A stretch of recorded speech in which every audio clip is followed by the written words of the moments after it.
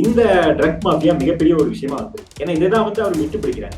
மோடி அமித்ஷாவோட ஸ்டைலே வந்து இந்த விட்டு பிடிக்கிறது தான். குறிப்பா பார்த்தோம்னா திமுகவும் இதுல கை தேர்ந்தவர்கள். ஏன்னா திமுக பாத்தீங்கன்னா தப்பு செய்யறதுல வந்து விவரமா செய்யக்கூடியவர்கள். குறிப்பா பாத்தீங்கன்னா இப்ப இந்த கென்யா மேட்ரு வந்து ரொம்ப பெரிய அளவுக்கு அடிபட்டு எம் அப்துல்லா கென்யா போனது, ஜாஃபர் சாதிக்கு கென்யால போனது, அப்ப அங்க முதலீடு இருக்கா அப்படிங்கிற மாதிரி. ஆனா நம்ம சொல்லியிருந்தோம் கென்யால மட்டும் உகாண்டாலதான் அவர்களோட அதிகமான முதலீடுகள் இருக்கு.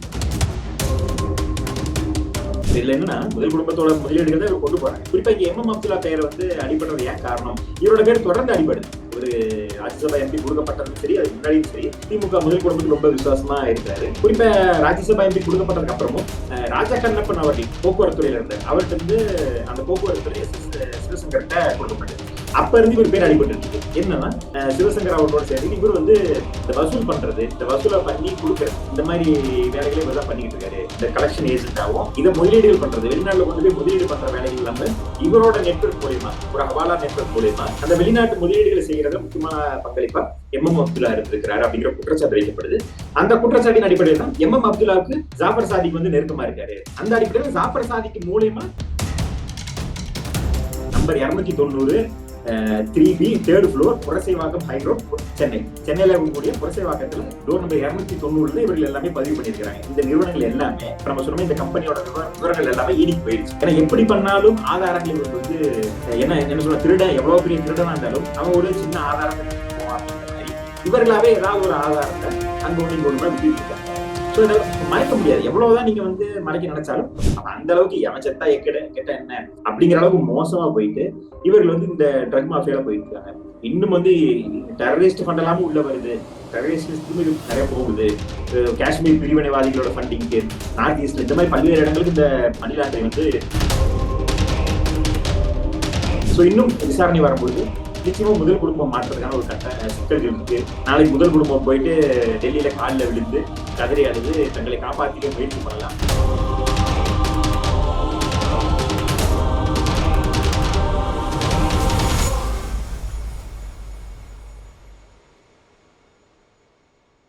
ரியல் ஒன் வாய்ஸ் நேயர்களுக்கு வணக்கம். இன்று நம்முடன் நேர்காணலுக்காக அரசியல் விமர்சகர் ரஞ்சித் குமார் இணைந்திருக்காரு. வணக்கம் சார்.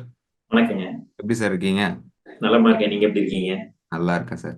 சார், சனிக்கிழமை வந்து ஜாஃபர் சாதிக் பிடிபட்டுல இருந்து எந்த ஒரு அப்டேட்டும் இல்லாம இருக்கு சார். இடி தரப்புல இருந்தும் தமிழக மக்களுக்கும் ஒரு கேள்விக்குறியாவே போயிட்டு இருக்கு சார். இவரோட கேஸ் என்னாச்சுன்னு சொல்லிட்டு அதை பத்தி எக்ஸ்க்ளூசிவான தகவல் எதனா இருக்கா சார்?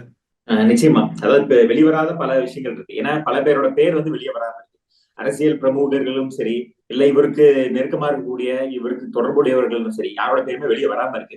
அது சில நேரங்களில் பல முக்கியமான அவர்களை வந்து கைது செய்யறதுக்கோ இல்ல அவர்களோட இருக்கக்கூடிய நெட்வொர்க்கை பிடிக்கிறதுக்காக கூட முக்கியமான தகவல்கள சென்சிட்டிவான விஷயங்களை வெளியே சொல்லாம கூட இருக்கலாம். என்சிபியா இருக்கட்டும், இதர புலனாய்வு அமைப்புகள் பல விஷயங்களை வெளியே சொல்லாம இருக்கிறது, பொதுவெளியில சொல்லாம இருக்கிறது சில ரகசியமா இருந்தாதான் அடுத்த கட்டமா போக முடியும். ஏன்னா இந்த ஜாஃபர் சாதிக்கே வந்து பல நாட்களா கண்காணிச்சுதான் பிடிச்சிருக்கிறாங்க.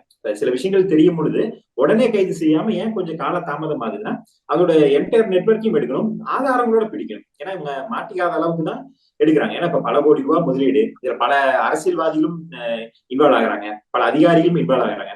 அப்ப எல்லாருமே இதுல தொடர்பு இருக்காங்க. அப்படிங்கிறப்ப இதை வந்து ஒரே நாள்ல எடுத்தோம் கவிழ்த்தோம்னு பிடிக்க முடியாது. அப்ப அதனால விட்டுதான் பிடிப்பாங்க. அது மட்டும் இல்லாம நாம ஏற்கனவே சொல்லியிருந்தோம், திமுகவுக்கு ஒரு மிகப்பெரிய நெருக்கடி வரப்போகுது. அதுவும் குறிப்பா முதல் குடும்பத்துக்கே ஒரு நெருக்கடி வரப்போகுது. எப்படி அதுவும் தேர்தல் நேரத்துல வரும்னு நம்ம சொல்லியிருந்தோம்.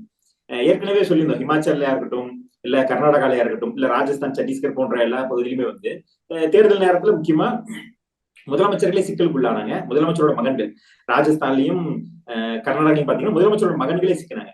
அன்றைய காங்கிரஸ் முதலமைச்சரோட மகன்களே சிக்கி அது வந்து தேர்தலில் மிகப்பெரிய எதிரொலியாகி அது அவர்கள் ஆட்சியவே இழக்கிறதுக்கான ஒரு சூழலும் ஆச்சு ராஜஸ்தான்ல. அந்த மாதிரி தமிழ்நாட்டிலும் ஒரு சூழல் வரும் அப்படின்னு சொல்லியிருந்தோம். அது இப்ப கைகூடிடுச்சு. ஏன்னா அமைச்சர்கள் மேல இருக்கக்கூடிய இந்த ஊழல் குற்றச்சாட்டுகள், பழைய வழக்குகள்லாம் கூட பெரிய அளவுக்கு இன்னைக்கு பேசப்படலாங்க. ஏன்னா இப்ப 2006 to 2011 காலகட்டத்தில் நடந்த ஊழல்களுக்கு 2011லயே மக்கள் தீர்ப்பு கொடுத்துட்டாங்க. அவர்களை வீட்டுக்கு அனுப்பிச்சு ஆட்சி இறக்க விட்டு மக்கள் தீர்ப்பு கொடுத்துட்டாங்க. இப்ப இந்த ஆட்சி காலத்துல செய்யக்கூடிய தப்புகளுக்கு, மிகப்பெரிய ஊழல்களுக்கு என்ன தண்டனை அப்படிங்கிறத மக்கள் பார்த்துக்கிட்டு இருந்தாங்க. அப்ப குறிப்பா மத்தியில பாஜக ஆட்சி, திமுகவுக்கு எதிரான ஒரு ஆட்சி இருக்கும் பொழுது இவர்கள் வந்து இன்னும் எந்த ஒரு நடவடிக்கை எடுக்காம இருக்காங்களே அப்படிங்கிற மாதிரி பார்த்துட்டு இருக்கும் பொழுது இந்த ட்ரக் மாஃபியா மிகப்பெரிய ஒரு விஷயமா வந்திருக்கு. ஏன்னா இதுதான் வந்து அவர் விட்டு பிடிக்கிறாங்க. மோடி அமித்ஷாவோட ஸ்டைலே வந்து இந்த விட்டு பிடிக்கிறது தான். குறிப்பா பார்த்தோம்னா திமுகவும் இதுல கை தேர்ந்தவர்கள். ஏன்னா திமுக பாத்தீங்கன்னா தப்பு செய்யறதுல வந்து விவரமா செய்யக்கூடியவர்கள். குறிப்பா பாத்தீங்கன்னா இப்ப இந்த கென்யா மேட்ரு வந்து ரொம்ப பெரிய அளவுக்கு அடிபட்டு இருந்துச்சு. அப்துல்லா கென்யா போனது, ஜாஃபர் சாதிக்கு கென்யால போனது, அப்ப அங்க முதலீடு இருக்கா அப்படிங்கிற மாதிரி. ஆனா நம்ம சொல்லியிருந்தோம் கென்யால மட்டும் இல்ல, உகாண்டாலதான் அவர்களோட அதிகமான முதலீடுகள் இருக்கு. கென்யாங்கிறது இவர்கள் வந்து நம்ம கண்ணில் காட்டினது. ஆனா இவர்கள் பண்ண முதலீடுகள் எங்கன்னா உகாண்டா. அப்ப உள்ள இருந்து வரக்கூடிய இன்ஃபர்மேஷன் அடிப்படையில சொல்றோம். இவர்கள் உகாண்டா பத்தி எங்கேயுமே மூச்சு விடல. ஆனா கென்யாவுக்கு போனது அப்துல்லாவே வந்து வெளிப்படுத்தினார். அவர் போய் அங்க அயலகாணி சார்பா பல்வேறு நலத்திட்டங்கள் செஞ்ச மாதிரி ஒரு பில்டப் காட்டினாங்க. நம்ம கிட்ட காட்டுறது ஒண்ணு, இவர்கள் செய்யக்கூடிய செயல்பாடுகள் ஒண்ணு. இப்படிதான் ஒவ்வொன்றா பண்ணிட்டு இருந்தாங்க. இதுல என்னன்னா முதல் குடும்பத்தோட முதலீடுகள் தான் இவர் கொண்டு போறாங்க. குறிப்பா இங்க அப்துல்லா பெயர் வந்து அடிபடுறது ஏன் காரணம், ஏன் அவர் எல்லாரும் குற்றச்சாட்டுறாங்கன்னா, இவரோட பேர் தொடர்ந்து அடிபடுது. இவரு ராஜ்யசபா எம்பி கொடுக்கப்பட்டதும் சரி, அதுக்கு முன்னாடியும் சரி, திமுக முதல் குடும்பத்துக்கு ரொம்ப விசுவாசமா இருக்கிறாரு. குறிப்பா ராஜ்யசபா எம்பி கொடுக்கப்பட்டதுக்கு அப்புறமும் ராஜா கண்ணப்பன் அவர்கள் போக்குவரத்து துறையில இருந்தார். அவர்கிட்ட இருந்து அந்த போக்குவரத்து துறை எஸ் சிவசங்கர்கிட்ட கொடுக்கப்பட்டது. அப்ப இருந்து இவர் பேர் அடிபட்டு இருக்கு. என்னன்னா சிவசங்கர் அவர்களோட சேர்ந்து இவர் வந்து இந்த வசூல் பண்றது, இந்த வசூலை பண்ணி கொடுக்கறது, இந்த மாதிரி வேலைகளை இவர் தான் பண்ணிக்கிட்டு இருக்காரு. இந்த கலெக்ஷன் ஏஜென்டாவும் இதை முதலீடுகள் பண்றது, வெளிநாட்டுல கொண்டு போய் முதலீடு பண்ற வேலைகள் இல்லாம இவரோட நெட்வொர்க் மூலியமா, ஒரு ஹவாலா நெட்வொர்க் மூலியமா அந்த வெளிநாட்டு முதலீடுகளை செய்யறதுல முக்கியமான பங்களிப்பா அப்துல்லா இருந்திருக்கிறாரு அப்படிங்கிற குற்றச்சாட்டு வைக்கப்படுது. அந்த குற்றச்சாட்டின் அடிப்படையில் தான் அப்துல்லாவுக்கு ஜாஃபர் சாதிக் வந்து நெருக்கமா இருக்காரு. அந்த அடிப்படையில் ஜாஃபர் சாதிக்கு மூலியமா இந்த முதலீடுகளை வெளிநாடுகள்ல கொண்டு போயிருக்கிறாரு. துபாய், மலேசியா, பல்வேறு நாடுகள்ல முதலீடு பண்ணியிருக்கிறாரு அப்படிங்கிற குற்றச்சாட்டு வருது. நாம போன முறையே சொல்லியிருந்தோம், மலேசியாவை சேர்ந்த பெண்மணி ஒருத்தருக்கு இவர் அடைக்கலம் கொடுத்தாரு. புதுக்கோட்டையில சிங்கம்புணரியில அடைக்கலம் கொடுத்த தங்க வச்சிருந்தாரு. அமர் அலி, சாதிக் அலிங்கிற நபர்கள் எல்லாமே இன்வால்வ் ஆனாங்க. இந்த பென்சீர் பேகம்ங்கிற பெண்மணி பத்தி எல்லாம் சொல்லியிருந்தோம். அப்ப இவர் வெறுமனே யாரோ மலேசியால ஒரு தப்பு பண்ணிட்டு ஒரு பெண்மணி ஓடி வரா, அவருக்கு அடைக்கலம் கொடுக்குற அளவுக்கு இவர் நல்லவர் கிடையாது. இவருக்கு அதுல ஏதோ லாபம் இருந்தாதானே இவ்வளவு ரிஸ்க் எடுத்து. ஏன்னா மலேசியாவோட போலீஸால தேடப்படுற ஒரு நபரை இந்தியாவில இவர் பாதுகாக்கிறார் அப்படின்னா அப்ப என்ன இவருக்கு ஆதாயம் அப்படிங்கிற பார்க்கும்பொழுது இவருதான் முக்கியமான ஆளாவே இருந்திருக்கிறார் அப்படிங்கிற குற்றச்சாட்டு வருது. இதை அவர் மறுப்பாரா, இல்ல இதை மறுத்தாருன்னா என்ஐஏ போன்றவர்கள் வந்து அவர் அதை விசாரிக்கும் போது உண்மை வரும். அவர் வந்து மிரட்டல் விட்டுருக்காரு நிறைய பேருக்கு, சமூக வலைதளங்களை பேசக்கூடியவங்களுக்கு எல்லாம் வழக்கு தொடுப்பொண்ணு மிரட்டல்லாம் விடுறாரு. மிரட்டட்டும், ஆனா இந்த உண்மைகள் வந்து வெளியே வராம இருக்க போறது இல்லையே. இப்ப நம்ம சொன்ன விஷயங்கள் வந்து அவர் மறுக்க முடியுமா? பென்சீர் பேகம்னு ஒரு பெண் இல்லைன்னு சொல்லிடுவாரா? மலேசியால இருந்து அவர் வரவே இல்லை, அடைக்கலம் கொடுக்கவே இல்லைன்னு அதை நம்ம சொல்றோம். சிங்கப்பூரில நீங்க அடைக்கலம் கொடுத்ததுக்கான ஆதாரங்கள்ல வந்து என்ஐஏ சேகரிச்சிட்டு இருக்காங்க. இன்னும் எப்ப வேணா அவர்கள் சுத்தி வளைக்கப்படலாம். இப்போ நீங்க புதுக்கோட்டை சொன்ன உடனே புதுக்கோட்டைன்னு சொன்ன உடனே இப்போ வந்து ரீசெண்டா ஒரு நியூஸ் ஒண்ணு வந்திருக்கு சார். 101 கிலோ வந்து பறிமுதல் பண்ணிருக்காங்க அப்படின்னு சொல்லிட்டு. ஒருவேளை வந்து ஜாஃபர் சாதிக் தான் வந்து இன்ட்டு கொடுத்திருப்பாரா சார்? ஜாஃபர் சாதிக் இன்ட்டு கொடுத்திருக்கலாம், விசாரிக்கப்பட்டு எடுத்திருக்கலாம், இல்ல ஏற்கனவே அவர்கள் வந்து தேடுதல் வேட்டையில இருந்தனால அதை எடுத்திருக்கலாம். ஆனா அது புதுக்கோட்டையிலே மாட்டுது அப்படிங்கிறப்ப இந்த கனெக்ஷன்ஸ் வந்து நம்ம ரொம்ப ஸ்ட்ராங்கா, இது நம்ம வந்து அவதூறு பரப்புறோம் அவங்க சொல்றாங்களோ, நம்ம சொல்லக்கூடிய பாயிண்ட்ல வேலைக்கு இருக்கா இல்லையாங்கிற பார்த்தா நிச்சயமா வரக்கூடிய குற்றச்சாட்டுகள் உண்மைங்கிறத நம்ம ஏத்துக்க வேண்டியதா இருக்கு. ஏன்னா இது நீங்க எல்லாமே கனெக்டிங் த டாட்ஸ் பண்ணி பாருங்க. சிவசங்கர் அவர்கள் போக்குவரத்து அமைச்சரா வராரு. அந்த துறையில வந்து வசூல் பண்ணக்கூடிய வேலையை அப்துல்லா பண்றாருன்னு குற்றச்சாட்டு வைக்கப்படுது. இதே நேரத்துல ஜெர்மன்ல இவர்கள் வந்து ஒரு ஒப்பந்தம் போடுறாங்க, அங்கிருந்து பேருந்துகளை இறக்குமதி பண்றதுக்கு. இங்க தமிழக அரசுக்கு தேவையான பேருந்துகளை ஜெர்மன்ல இருந்து வாங்க போறாங்க. சரி, வாங்கி மக்களுக்கு கொடுத்தா சந்தோஷம். ஆனா இந்த ட்ரக்குமே வந்து ஜெர்மன்ல இருந்தா வருது. இதற்கான ரா மெட்டீரியல் ஆகட்டும், இந்த ட்ரக்கோட உற்பத்தி வந்து ஜெர்மனி தான் பேஸ் அப்படிங்கிறாங்க. எல்லாரும் சவுத் ஆப்பிரிக்கா தான் ட்ரக் மாஃபியான்னு சொன்னாலும் இந்த ட்ரக் குறிப்பிட்ட இவர்கள் கடத்தின ட்ரக்கோட ஆரிஜின் வந்து ஜெர்மன் அப்படிங்கிறாங்க. சோ இவர்கள் வாங்கக்கூடிய இடமும், இவர்கள் கொண்டு போய் முதலீடு செய்யக்கூடிய இடமும், இதற்காக இவர்கள் தொடர்பு வைக்கக்கூடிய இடமும் ஜெர்மன், வரக்கூடிய ட்ரக் வரக்கூடிய இடமும் ஜெர்மன். இப்ப இதற்கான இந்த பணத்தை இதை வந்து துபாய், மலேசியா மூலியமா ஹவாலா நடக்குது. இதன் மூலியமா நியூசிலாந்துலயும் ஆஸ்திரேலியாலையும் ட்ரக் கடத்துறாங்க. சோ இது எல்லாமே ஒண்ணுக்கு ஒண்ணு தொடர்பா இருக்குது. அந்த பணத்தை கொண்டு போய் உகாண்டால, சவுத் ஆப்பிரிக்கா கண்ட்ரில முதலீடு பண்றாங்க. சோ இந்த மாதிரி எல்லாமே இன்டர்லிங்க்டா வருது. ஏற்கனவே இந்த குற்றச்சாட்டுகள் இருந்தது. இது மட்டும் இல்லாம ஏன் திமுகவோட ரொம்ப ஸ்ட்ராங்கா வந்து நம்ம ஜாஃபர் சாதிக்க கனெக்ட் பண்ண வேண்டியதுன்னா இந்த ஒரு கனெக்ஷன் அப்துல்லாவா இருக்கட்டும், இல்ல மத்த இதர அமைச்சர்கள் வந்து இவருக்கு தொடர்பா இருக்கட்டும், எல்லாமே வந்து ஒண்ணு சேருது. திமுக பொறுப்புல இருக்கிறாரு. இப்ப ஜேஎஸ்எம் பிக்சர்ஸ் பிரைவேட் லிமிடெட் வந்து ஜாஃபர் சாதிக் தொடங்குறாரு. எப்ப தொடங்குறாருன்னா 2021 டிசம்பர் 1ஆம் தேதி 2021 ஜாஃபர் சாதிக் தொடங்குறாரு. அதற்கு முன்னாடி வரைக்கும் இவரு எந்த ஒரு கம்பெனியுமே பெருசா தொடங்கல. 2021 மட்டும் திமுக ஆட்சி வந்ததுக்கு அப்புறம் தொடங்குறாரு. திடீர்னு ப்ரொடியூசர் ஆகி மிகப்பெரிய இதெல்லாம் நடத்துறாரு. அதுக்கப்புறம் நிறைய வந்து ரெசிடென்சி கட்டுறாரு, கன்ஸ்ட்ரக்ஷன்ல எல்லாமே 2021 அப்புறம் 2021 2022 காலகட்டம். திமுக ஆட்சிக்கு வந்ததுக்கு அப்புறம் ஜாஃபர் சாதிக்கு ஒரு லாட்டரி அடிக்குது. அது நம்ம பலமுறை நம்ம ரீலோட்லயே கேட்டிருக்கோம். அது எப்படி திமுக ஆட்சிக்கு வந்தா மட்டும் திடீர் பணக்காரர்கள் உருவாகிறாங்க? இவர்கள் அம்பானி அதானியை பத்தி பேசுறாங்க. அவங்க மிக பல வருஷமா இருக்கக்கூடிய ஒரு சாம்ராஜ்யம். அம்பானில 2 தலைமுறையா இருக்கக்கூடியவர்கள் இன்னைக்கு 3ஆவது தலைமுறையா வந்துட்டாங்க. ஆனா இவர்கள் இன்னும் அம்பானி அதானிக்கு வந்து மோடி தான் வந்து ஏதோ வளர்த்துட்டோமே பேசுறாங்க. இப்ப இந்த ஜாஃபர் சாதிக்கு யாரை வளர்த்துட்டான்? 2020 எங்க இருந்தா ஜாஃபர் சாதிக்? 2021 டிசம்பருக்கு அப்புறம் எப்படி இத்தனை கம்பெனிகள்? இந்த ஜேஎஸ்எம் பிக்சர்ஸ் பத்தி சொன்னோமா, அதுக்கு அடுத்து வந்து இதே மாதிரி பல்வேறு நிறுவனங்கள் இவருக்கு கூட்டாளிகளா நிறைய பேரை வச்சு நம்ம அப்துல் ரஹ்மான் ஜாஃபர் சாதிக் என்ன பண்றாரு, பல நிறுவனங்கள், ஜோயா டெலிவரிஸ், ஜூகோ overseas private limited, JSM sea foods India private limited, travel agency, இந்த மாதிரி பல்வேறு நிறுவனங்கள் தொடங்குறாரு. எல்லாமே பாத்தீங்கன்னா நிறைய நிறுவனங்கள் தொடங்கலாம், ஒரு சம்பாதிக்கிறாரு, அந்த தொழில் சம்பாதிக்கிறத வச்சு நீங்க நிறைய நிறுவனம் தொடங்குற மாதிரி காட்டலாம். ஆனா இது எல்லாமே இன்டர்லிங்க்டு நிறுவனங்கள். உதாரணத்துக்கு சீ ஃபுட் தயாரிச்சு சீ ஃபுட் கொண்டு போற மாதிரி அந்த மூலியமா ஒரு கடத்தல். அப்புறம் டிராவல் ஏஜென்சின்னு சொல்லி, டிராவல் ஏஜென்சி எதுக்காக நடத்துறாங்கன்னா, இந்த டிராவல் ஏஜென்சி டூர் ஏஜென்சி மாதிரி நடத்தி இவர்களோட குருவிகள், அதாவது சொன்னோம்னா இந்த பொருளை கொண்டு போய் சப்ளை பண்ணிட்டு வருது. அவங்க வந்து எந்த ஒரு காரணமும் இருக்காது, அவருக்கு டெலிவரி ஏஜென்ட். இப்ப எப்படி நம்ம இதுல நம்ம ஸ்விக்கி சொமாட்டோல டெலிவரி ஏஜென்ட் வந்து சாப்பாடை வாங்கி கொண்டு கொடுக்குறாங்களோ, அந்த மாதிரி இவர்கள் ஏஜென்ட்டை பயன்படுத்துறாங்க. இங்க இருந்து அவர்கள் என்ன பண்ணுவாங்க, பார்சலை கொண்டு போய் அங்க கொடுத்துட்டு வருவாங்க. டூரிஸ்ட் மாதிரி கொண்டு போறதுக்கு, அது வெளியில இருக்கக்கூடிய டூரிஸ்ட் மாதிரி இல்லாம இவர்களே டூர் ஏஜென்சி இவர்களே ரெடி பண்றாங்க. Joya deliveries private limited, rush deliveries private limited. இதுல சுதர்சன் சந்தானம்னு ஒருத்தர், அவர் வந்து இதுல வந்து டைரக்டரா இருக்காரு. அதே மாதிரி இவர்களோட நெருங்கிய நண்பராக இர்ஃபான் புகாரி, அவர் வந்து இதுல வந்து டைரக்டரா இருக்காரு. அது அவர்களோட சேர்ந்து அப்துல் ராஜ், கௌசியா பேகம், இவர்கள் எல்லாமே வந்து இதுல தொடர்பு. இவர்கள் எல்லாத்தையும் பல்வேறு நிறுவனங்களை தொடங்கி அந்த நிறுவனங்கள் மூலியமா இந்த கடத்தல் வேலைகளை பண்ணிட்டு இருக்காங்க. டெலிவரி ஏஜென்சி, அப்புறம் டூர் ஏஜென்சி, அப்புறம் வந்து சீ ஃபுட்ஸ்ங்கிற மாதிரி பல்வேறு விஷயங்களை வந்து நடத்திட்டு இருக்காங்க. இப்ப இவர்கள் ஒவ்வொருத்தரா வந்து விசாரணைக்கு வரும்பொழுது உண்மையில் பல விஷயங்கள் வந்து வெளியே வரும். இது எல்லாமே ஒரே அட்ரஸ் நடத்துறாங்க. புரசைவாக்கத்துல இருக்கக்கூடிய இடத்துல number 290 3B 3rd floor, Purasawalkam high road, சென்னையில இருக்கக்கூடிய புரசைவாக்கத்துல டோர் நம்பர் 290 இவர்கள் எல்லாமே பதிவு பண்ணியிருக்கிறாங்க. இந்த நிறுவனங்கள் எல்லாமே இன்டர்லிங்க்டா இருக்கு. Indo Asian trade link private limited வேற, இந்த ஏசியன் கண்ட்ரில ஃபுல்லா கொண்டு போறதுக்காக இப்படி ஒரு நிறுவனம். இந்த மாதிரி பல்வேறு நிறுவனங்களை தொடங்கி பல்வேறு சாப்ட்வேர் கம்பெனிஸ் தொடங்கி இருக்கிறாங்க. இந்த சாப்ட்வேர் கம்பெனிஸ், இவர் வந்து சினிமா ப்ரொடக்ஷன் பண்றாரு, திடீர்னு டூர் ஏஜென்சி பண்றாரு, திடீர்னு டிராவல் பண்றாரு, திடீர்னு சாப்ட்வேர் டெக்னாலஜிலையும் போறாரு. இவருக்கு சாப்ட்வேருக்கு என்ன சம்பந்தம்? ஜாஃபர் சாதிக்கு சாப்ட்வேர் படிச்சிருக்காரான்னு தெரியல. ஆனா சாப்ட்வேர் நிறுவனம் தொடங்குறாங்க. எதற்காகனா ஒரு டார்க் வெப் கிரியேட் பண்ணி அதன் மூலியமா இந்த டெலிவரிஸ் கொண்டு போறது. ஏன்னா இப்ப இதெல்லாம் வந்து ஆன்லைன்ல கொண்டு போனாலும் இப்ப வந்து எல்லாமே ட்ராக் பண்றாங்க. அப்படிங்கிறப்ப டார்க் வெப் மூலயமா அவங்க யாரெல்லாம் தேவையோ அதுக்கு அதுல கம்யூனிகேட் பண்ணுவாங்க. அதன் மூலியமா இவங்க டெலிவரி பண்றாங்க. அதற்கு ஒரு சாப்ட்வேர் நிறுவனம்.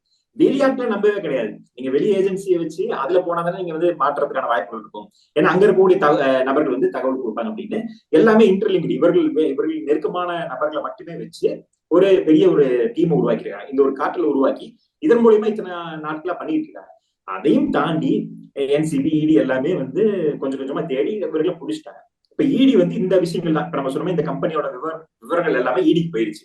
ஏன்னா எப்படி பண்ணாலும் ஆதாரங்கள் இவர்கள் வந்து என்ன சொல்ல, திருடன் எவ்வளவு பெரிய திருடனா இருந்தாலும் அவன் ஒரு சின்ன ஆதாரத்தை விட்டுட்டு போவான். அப்படிங்கிற மாதிரி இவர்களாவே ஏதாவது ஒரு ஆதாரத்தை அங்க ஒண்ணு இங்க ஒண்ணுமா விட்டுட்டு இருக்காங்க.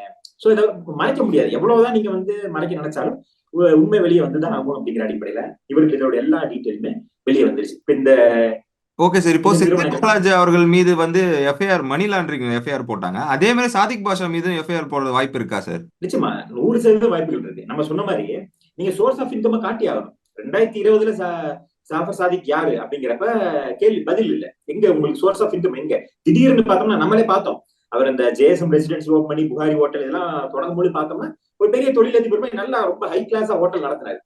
அவரோட இன்டர்வியூ நானும் பார்த்திருக்கேன். அந்த புகாரி ரெஸ்டாரண்ட் ஓபன் பண்ண இன்டர்வியூ நானே பார்த்தேன்.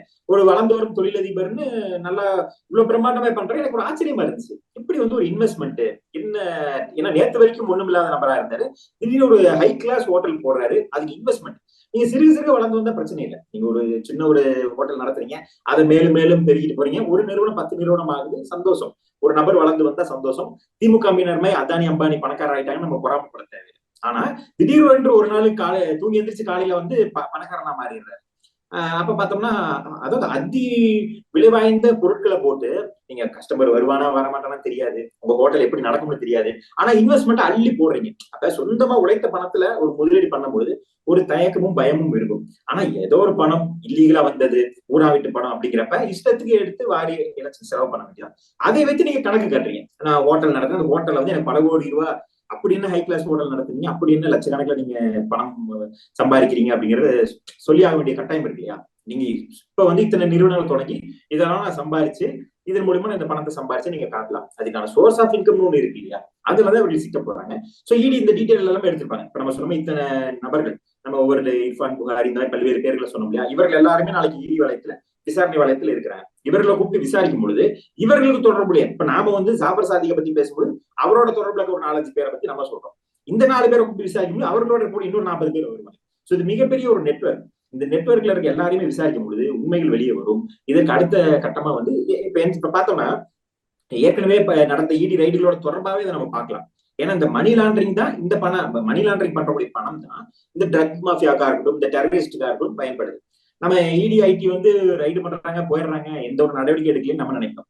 ஆனா இப்ப கருப்பு பணத்தை, ஒரு அரசியல்வாதி கொள்ளையடிக்கக்கூடிய கருப்பு பணத்தை இந்த மாதிரி தவறான நபர்கள்ட்ட கொடுக்குறாங்க. அந்த பணத்தை அவர்கள் என்ன பண்றாங்க, பிசினஸ்ல போடுறங்கிற பேர்ல இந்த மாதிரி இல்லீகல், அதாவது நீங்க ஒரு முன்னாடி என்ன பண்ணுவாங்க, அந்த பணத்தை கொண்டு போய் ஏதோ ஒரு தொழில், நம்ம ஊர்லயே ஒரு தொழில் நடத்துவாங்க, ஒரு கம்பெனி தொடங்குவாங்க, அதை வைத்து வருமானம் பண்ணி கணக்கு காட்டுவாங்க. இப்ப ஆனா ஜெகத் ரச்சகன்லாம் கூட பாத்தீங்கன்னா சொகுசு விடுதிகள் கட்டினாங்க, ஹோட்டல்லாம் நம்ம விலையுறந்த ஹோட்டல், டி நகர்ல பெரிய பெரிய ஹோட்டல் கட்டினாரு, பெரிய பெரிய காலேஜ்கள் கட்டினாரு, பெரிய பெரிய இப்ப யூனிவர்சிட்டி லெவல் கட்டிட்டாரு. அப்படி பண்ணா கூட ஏதோ பரவாயில்ல, கொள்ளையடிச்சிங்க, அது ஏதோ ஒரு இந்த மக்களுக்கு ஒரு வேலை வாய்ப்பு கிடைக்குது, அங்க ஒரு 10-20 பேர் வேலை செய்யறான், சம்பாத்தியம் வாங்குறான். ஆனா இப்ப வர வர மோசமாயிட்டு போறாங்க. இப்ப இன்னும் அவருக்கு பணம் பேய் கொடுத்து இந்த ட்ரக்ல போய் போடுறாங்க. ட்ரக்ல போட்டா இன்னும் நீங்க 100 கோடி போட்டா 1000 கோடி சம்பாதிக்கலாம். தங்கம் கடத்துறது, இந்த மாதிரி விஷயங்களை தாண்டி போதைப் பொருள், அது இந்த போதைப் பொருள் வந்து ரொம்ப வந்து மோசமான போதைப் பொருள். ஜெர்மன்ல இருந்து வரக்கூடிய இந்த போதைப் பொருள் பாத்தீங்கன்னா கஞ்சாவை விட மோசம். கஞ்சாவாது உள்ளூர் பொருள், அது வந்து கொடுக்கக்கூடிய போதையை விட இது அதிகமாக, அந்த அளவும் குறைவு, போதையோட அளவு அதிகம். நீங்க எடுக்கக்கூடிய டோசேஜ் கம்மி, ஆனா போதை அதிகம். இதுக்கு மாட்டவும் மாட்டாது. கலர்லெஸ்ஸாவும் ஆர்டர்லெஸ்ஸாவும் டேஸ்ட்லெஸ்ஸாவும் இருக்கனால வீட்டுல வச்சிருந்தா கூட தெரியாது. ஏதோ திருநீர் பொட்டல, விபூதி பொட்டல மாதிரி வச்சுக்கிட்டு எடுத்து யூஸ் பண்ணிட்டு இருந்தானா வீட்டுல இருக்கவங்களுக்கு சந்தேகம் வராது, எந்த ஒரு விதமான ஒரு ஸ்மெல் வராது, எந்த ஒரு துர்நாற்றம் அடிக்காது. அப்ப இப்படி ஒரு விஷயம் இது வந்து அவனுக்கு கண்டே பிடிக்க முடியாதுங்கிறப்ப இதுல ரொம்ப அடிக்ட் ஆயிட்டானா மிகப்பெரிய மோசமான விளைவுகள், அவனோட உடல்நிலையுமே பாதிக்கப்படும். அப்ப அந்த அளவுக்கு எவன் செத்தா கெட்ட என்ன அப்படிங்கிற அளவுக்கு மோசமா போயிட்டு இவர்கள் வந்து இந்த ட்ரக் மாஃபியால போயிட்டு இருக்காங்க. இன்னும் வந்து டெரரிஸ்ட் ஃபண்ட் எல்லாமும் உள்ள வருது, டெரரிஸ்டுக்கும் இது நிறைய போகுது. காஷ்மீர் பிரிவினைவாதிகளோட ஃபண்டிங்க்கு, நார்த் ஈஸ்ட்ல இந்த மாதிரி பல்வேறு இடங்களுக்கு இந்த மணி லாண்டரிங் வந்து, இந்த மணி லாண்டரிங்ல வரக்கூடிய கருப்பு பணத்தை வந்து வெள்ளையாக்குறது வந்து யூஸ் ஆகிட்டு இருக்கு அப்படிங்கிற மாதிரி இருக்கு. அப்ப இடி வந்து ரொம்ப சீரியஸாவே கண்காணிச்சிட்டு இருக்காங்க. ஜாஃபர் சாதிக் மேல வழக்கு போடப்பட்டு இந்த ஆதாரங்களின் அடிப்படையில இதுக்கு ஃபண்ட் எங்கிருந்து வந்துச்சு. இப்ப நம்ம சொன்னோம், இப்ப இந்த வந்து குற்றச்சாட்டுகள், இப்ப எம் அப்துல்லா மூலியமா டிரான்ஸ்போர்ட்ல இருந்து வந்த வசூலா இருக்கட்டும், இல்ல இதர துறையில இருந்து வந்த வசூலா இருக்கட்டும், இதை வந்து இவர்களுக்கு கொடுத்ததா குற்றச்சாட்டு. இதை நிரூபிக்க வேண்டிய வேலை இடி. ஏன்னா நாம வந்து அதிகாரிகளோ புலனாய்வு அமைப்போ கிடையாது. நமக்கு வரக்கூடிய சோர்சஸ் நமக்கு மக்கள் மத்தியில கொண்டு போய் சேர்த்துறோம், இவர்களை வெளிப்படுத்துறோம், எக்ஸ்போஸ் பண்றோம். இடியும் ஐடியும் வந்து இன்னும் ஸ்ட்ராங்கான ஒரு சோர்சஸ் எடுக்கணும். ஏன்னா இப்ப தகவல் மட்டுமே போதாது, இவருதான் கொடுத்தாருங்கிறத வாய்மொழியா சொல்லலாம், அதை வந்து ஆதாரப்பூர்வமா நிரூபிக்கிறது ஒரு சிக்கலான விஷயம். ஏன்னா கருப்பு பணத்தை அவர்கள் ஆதாரப்பூர்வமாவோ வீடியோ ஆதாரம் ரெக்கார்டு வச்சுக்கிட்டோ ஆன்லைன்ல டிரான்ஸ்பர் பண்ணியோ பண்ண போறது. அப்ப கருப்பா கொடுப்பாங்க, ஹவாலாவா கொடுப்பாங்க. நீங்க சென்னையில கொடுத்தா துபாயில வாங்கிக்கலாம், துபாயில கொடுத்தா மலேசியால வாங்கலாம். இந்த மாதிரி பல்வேறு விஷயங்கள் நடக்கும். இப்ப அதுதான் சொன்னது, மலேசியால இந்த பெண்மணி யாருன்னா ஹவாலா ஏஜென்ட், இங்க கொடுத்த காசை மலேசியால வாங்குவான், மலேசியால வாங்கி கைமாத்துறது, இந்த மாதிரி இது விஷயங்கள் பண்றாங்க. அப்ப இதுக்கெல்லாம் ஆதாரம்ங்கிறது வந்து அவர்கள் ஒத்துக்கிட்டாதான், ஜாஃபர் சாதிக் உண்மையை ஒத்துக்கிட்டாதான், இவர் தான் எனக்கு கொடுத்தாரு, இந்த அன்னைக்கு கொடுத்தாரு அப்படிங்கிற விஷயங்கள் ஒத்துக்கிட்டா மட்டும்தான் அடுத்த கட்ட நடவடிக்கை எடுக்க முடியுமே தவிர. சோ இதனால ஒரு கால தாமதமாகும். அதுதான் இப்ப புலனாய்வு அமைப்புகளுக்கு முன்னாடி கூடிய சவால் என்னன்னா, கண்ணெதிர உண்மை தெரியும், ஆனா நீங்க அதை நிரூபிக்கணும் அப்படிங்கிறது வந்து ஒரு பெரிய சவாலான விஷயங்கள். இப்ப நம்ம சொன்ன மாதிரி நமக்கு தெரியும், இப்ப ஜாஃபர் சாதிக் வந்து சென்னையில ஜேஎஸ்எம் ரெசிடென்சி நடத்துறது, புகாரி ரெஸ்டாரண்ட் நடத்துறது நமக்கு கண்ணெதிர தெரியும். ஆனாலும் இதுக்கு இந்த பணம் எங்க இருந்து வந்தது, திடீரென்று வந்திருக்குது, திமுக ஆட்சிக்கு அப்புறம் வந்திருக்கு, திமுகவோட ஒரு நெருக்கமா இருக்காரு, உதயநிதியோட நெருக்கமா இருக்காரு, கிருத்திகாவோட நெருக்கமா இருக்காரு, இவர்கள் அமைச்சர்களோட எல்லாமே நெருக்கமா இருக்காரு, எல்லா அமைச்சர்களையும் கூப்பிட்டு விழா நடத்துறாரு, அமைச்சர்களும் எந்த ஒரு தயக்கமும் இன்றி அவரோட விழாவில் போய் கலந்துக்கிறாங்க. அப்ப இது வந்து நம்ம கண் கூட தெரியுது, திமுகவோட பணம், திமுகவோட ஆதரவோட தான் இவர் தொழில் நடத்துறாரு. பல்வேறு அமைச்சர்கள் வந்து இவருக்கு உதவியா இருக்கிறாங்க, பல்வேறு விதமான அரசியல் அதிகாரிகள், ஏன்னா அதிகாரிகள் அரசியல்வாதிகள் பேசுறத கேட்டாக வேண்டிய கட்டாயம். சோ இந்த மாதிரி இப்ப தெரிஞ்சாலும் கூட கண்டும் காணாம இருக்கிறாங்க. ஏன்னா இப்ப சென்னையில வந்து பல பல பல இது பல கோடி ரூபாய் மதிப்புள்ள பொருள் சிக்கிருக்கு, இப்ப புதுக்கோட்டையில இருக்குது. இதெல்லாம் இத்தனை நாளா அந்த போலீஸ் அதிகாரிகளுக்கு தெரியாமலா இருந்திருக்கும். அப்ப தெரிஞ்சும் கண்டும் காணாம இருந்திருக்கிறாங்க. அதற்கு ஒரு அரசியல் அழுத்தம் இருந்திருக்கு. இதுதான் ஒரு விஷயம். சோ இன்னும் விசாரணை வரும்பொழுது நிச்சயமா முதல் குடும்பம் மாற்றத்துக்கான ஒரு சிக்கல்கள் இருக்கு. நாளைக்கு முதல் குடும்பம் போயிட்டு டெல்லியில காலில் விழுந்து கதறி அழுது தங்களை காப்பாத்திக்க முயற்சி பண்ணலாம். மத்திய அரசு என்ன பண்ணுது, மோடி அமைச்சர் என்ன பண்ண போறாங்க அப்படிங்கறத நீ பொறுத்து இருந்துதான் பார்க்கணும். தேர்தல் நேரத்துல இவர்களுக்கு பின்ன எப்படி வரப்போகுது, இல்ல ஜாஃபர் சாதிக் எந்த அளவுக்கு ஒத்துழைக்க போறாரு, ஏன்னா பல்வேறு சவால்கள் இருக்கு. மோடி அமித்ஷா மட்டுமே நினைச்சு தடுத்துட முடியாது. ஜாஃபர் சாதிக்கு ஒத்துழைப்பு கொடுக்கணும், அந்த சாட்சியங்கள் ஆதாரங்கள் வந்து நீதிமன்றத்துல சமர்ப்பிக்கப்பட்டு அது நிரூபிக்கப்பட்டாதான் நடவடிக்கை எடுக்க முடியும். அதுல இந்த மாதிரி பல்வேறு சவால்கள் இருக்கனால இவர்கள் வந்து கொஞ்சம் அசால்ட்டா இருக்காங்க. அவ்வளவு எளிதில் வந்து ஒரே நாள்ல வந்து இதை வந்து நிரூபிச்சிட முடியாது. இன்னைக்கு அவரை பிடிச்சி விசாரிச்சு நாளைக்கே அவரை நீதிமன்றத்தில் நிறுத்தி இந்த விஷயங்களை வந்து பண்ணிட முடியாது. அதனாலதான் ஆணவத்திலும் செருக்கிலையும் வந்து இப்ப எம் அப்துல்லா போன்றவர்கள், ரகுபதி போன்றவர்கள் என்ன ஒரு திமிர்ல பேசுறாங்கன்னா, நேரடி ஆதாரம் இல்ல, முடிஞ்சா நீ வந்து வழக்கு போடு அப்படின்னா, நம்ம இந்த விஷயங்கள் வந்து சோர்ஸ் உள்ள இருந்து வரக்கூடிய சோர்ஸ், அப்புறம் நமக்கு தெரிஞ்ச விஷயங்களை வச்சு சொல்றோம். இதை வந்து நம்ம ஆதாரபூர்வமா நீ வந்து கோர்ட்ல போய் வாதாடுனா, இவர்களோட அதிகார பலத்துக்கும் இருக்கக்கூடிய சோர்ஸ், எந்த சோர்ஸுமே வெளியே வந்து சொல்ல மாட்டாங்க. இந்த நம்ம சொன்ன சோர்ஸ் யாருமே வெளியே வந்து அவர்கள் அமைச்சர்களை பகைச்சிக்கிட்டு வெளியே சொல்ல மாட்டாங்க. நம்மளையே மிரட்டி பாக்குறாங்க. உண்மையில வெளிக்கொண்டுற யூடியூப்ல பேசக்கூடியவர்களே வந்து அவர்கள் வந்து மிரட்டி பாக்குறாங்க. அப்படிங்கிறப்ப அவர்கள் கூட இருந்து சோர்ஸ் கொடுக்கக்கூடிய நபர்கள் வந்து விட்டு வைப்பாங்களா? இப்ப இந்த விஷயங்களை சொன்னாலே இதெல்லாம் யாருக்கு தெரிஞ்சதோ அவர் எல்லாத்தையும் மிரட்டுவாங்க. சோ இந்த மாதிரி ஒரு இக்கட்டான சூழல்ல புலனாய்வு அமைப்புகள் என்ன பண்ணுதுங்கிறது இன்னும் பொறுத்து இருந்து பார்ப்போம். இன்னும் பல திடுக்கிடும் உண்மைகள் வெளியே வரும். எங்களோட இணைந்து பல்வேறு எக்ஸ்க்ளூசிவ் தகவலை பகிர்ந்தமைக்கு மிக்க நன்றி சார். நன்றிங்க.